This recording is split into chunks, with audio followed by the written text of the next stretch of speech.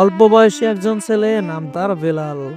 যে বয়সে তার হাতে বই খাতা আর কলম থাকার কথা, সে বয়সে বয়ে বেড়াচ্ছে একটি পরিবারের ভার। আমার বাসা রাজশাহী চাঁপাইনবাবগঞ্জ। আমি থাকি হলো সাগরদিঘি।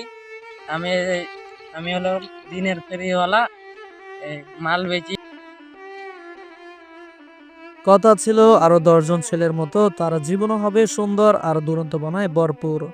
কিন্তু ভাগ্যের কি নির্মম পরিহাস, দেশের বিভিন্ন জায়গায় নানা রকম পণ্য ফেরি করে বিক্রি করতে হচ্ছে এখন তার।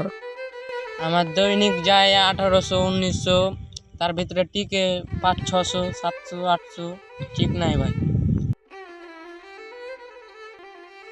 বেলালের মতো দেশে হাজারো বেলাল আছে যারা পরিবার পরিজন ছেড়ে দিনের পর দিন হাড়ভাঙা পরিশ্রম করে যাচ্ছে নিজের স্ত্রী সন্তান আর মা বাবার জন্য। কয়দিন যাবত তো অনেক ঠান্ডা, এই ঠান্ডার মধ্যে যে তুমি এই কাজ করতেছো, তোমার কি কষ্ট হইতেছে না? কষ্ট তো হইবই ভাই, গরিবের পোলার কষ্ট আছে। সকালে কি খাই আসছো? সকালে খায় আসছি ভাত। রান্না বান্না তো তোমরা নিজেরাই করো না? হ্যাঁ, রাত্রে যাই রান্না বান্না করি, ধরেন মাল করি, ফের 12টা রাত বাজে যায় ভাই। কষ্ট থাকবে গরিবের পোলা। এই যে তোমার পণ্যগুলা, এগুলো তোমরা কোথায় থেকে নিয়ে আসো? আমরা নিয়ে আসি সাগরদিঘি ভাই।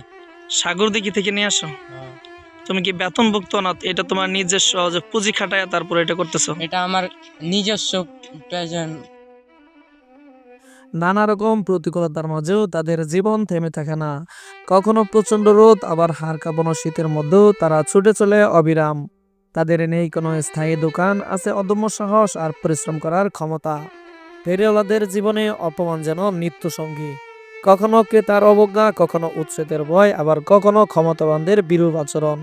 তবু তারা হাত পাতেন না, নিজের শ্রমে বাঁচতে চাওয়াটাই তাদের অহংকার। যে এত কম বয়সে এই কাজটা করতেছো, এটা কি তোমার কষ্ট হয় না? হয়তো গরিবের পোলা আর কি করবো ভাই, এই কাজ করে তো খাইতে হয়। সদস্য আছে? আমার পরিবারের সদস্য হলো 8 জন। আমরা আমরা 4 ভাই 4 বোন।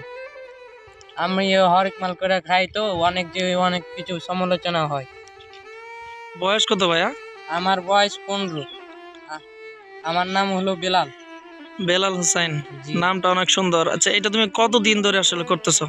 এটা করতেছি ধরেন প্রায় 1 আধ বছর ধরে। আর তোমার মতো বা তোমার বয়সী ছেলেমেয়েরা তো আসে স্কুলে পড়াশোনা করে এবং তাদের যে জীবনযাপন এটা অনেক সুন্দর হয়, কিন্তু তুমি এই বয়সে এত বড় দায়িত্ব কেন নিয়েছো? নিয়েছি ভাই, গরিবের পোলারকে কি আর করা। তোমার আব্বা কি করে? আর আব্বা কৃষি কাজ করে ভাই। আর তোমার মা কি করে? আর মা বাড়তে কাজ করে, মানে বাড়ির কাজ করে। মানে মোট কথা হচ্ছে তোমাদের অভাব আছে বিধায় তুমি এই কাজটা বেছে নিয়েছো। তুমি তো জি। ইচ্ছা করলে পড়াশোনা করতে পারতা, কিন্তু জি। তুমি সেটা করতেছো না। কারণ হচ্ছে তোমাদের অর্থনৈতিক সমস্যা। প্রিয় দর্শক, স্ক্রিনে যে সদা হাস্যোজ্জ্বল আর মায়াভরা ছেলেটিকে দেখতে পাচ্ছেন, তার জীবন থেকে আমরা শিখতে পারি কিভাবে সংগ্রাম করে বেঁচে থাকতে হয় এই নিষ্ঠুর পৃথিবীতে।